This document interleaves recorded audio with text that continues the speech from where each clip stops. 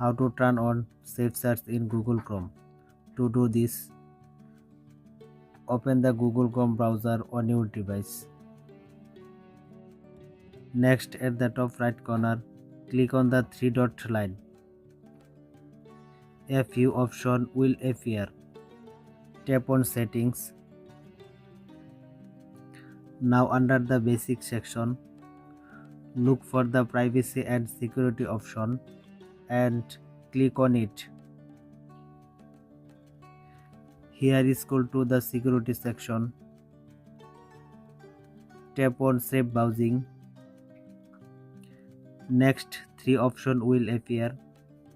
Change the option to Standard Protection. Now go back to the previous page. Scroll down to the Your Secure DNS option and click on it. After that, tap on Choose another provider. Click on the download icon. Basic the custom option. A few options will appear. Select the Clear Browsing Family Filter option and tap on it.